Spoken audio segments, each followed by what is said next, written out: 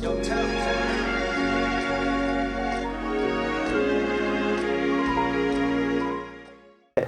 talk about your time at the WCAC in general, and talk about some of the matchups it was that you was encountering on a nightly basis, and you know what I'm saying, what they say is the best high school league in the world. Man, WCAC, shoot, we had going against Chris Likes, Markel, Brian Crawford, who else? That's a lot of buckets right there. Just all VJ King. VJ King was cooking. Hunter Dickinson. Yeah. A lot of people. I could keep going on and on for real. Right. But there was so much, talent in there. Ant Cowan.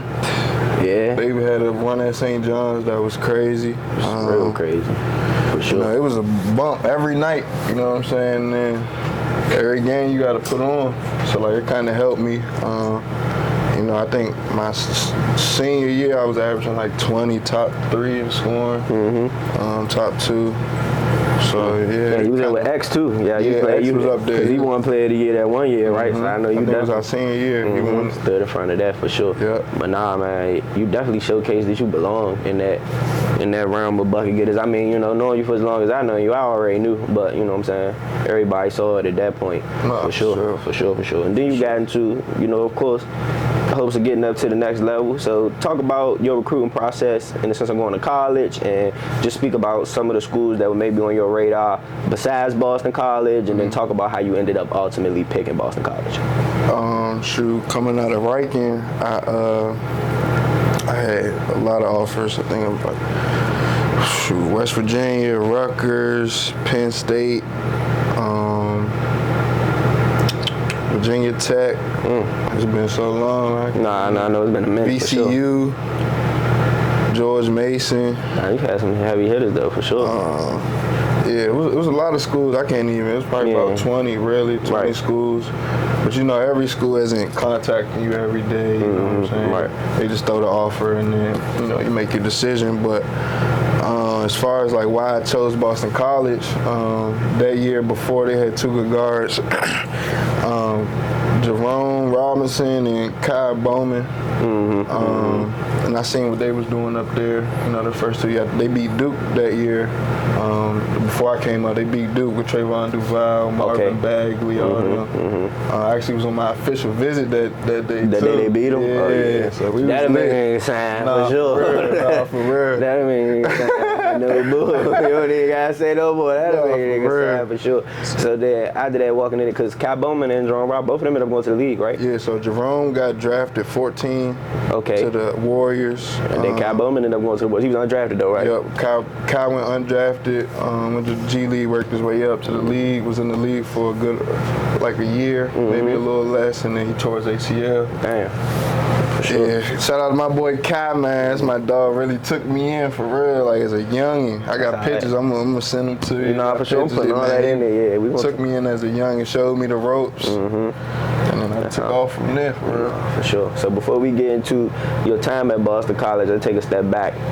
Like I said, and knowing you personally as long as I know you've been battling injury after injury since we was really kids, bro. For real. For real. So just talk about some of your injury history. I think the earliest I remember is when you was playing football up in Marlboro, as in being a real bad one, you had to sit down for a while. Yeah. So just talk about some of your injury history, some of the ones it is that you have, and then, those that you have had to overcome. Just the major ones though, all get tic-tac, but just go through those for us. For sure. So, starting out my freshman year at Boston College, I was averaging 14, 15. We was winning. I think we was 7-2. That's when you was playing with Jay, right? Smoke was there with you. Actually, no, he was there the year after, right? He younger than you, right? So my freshman year was with Kai. Okay, right. Started out the year great. Got in the league play. I think a little more than halfway through the season, I came down. My knee swelled up. It really wasn't a freak injury or anything. Right. Knee swelled up. They gave me the option to clean it out, which is a shorter rehab, or go through the real hair, surgery. It's called the Macy procedure. So what they do is they inject cartilage into your knee, or they take it out, multiply it, and inject it back into the spot that's needed cartilage. Right. So I ended up cleaning it out, which was a shorter rehab. Tried to rehab back, and swelled up again. So now I needed a Macy procedure. So we going into the sophomore year. I got to sit out that whole year because the rehab was a whole year. Okay.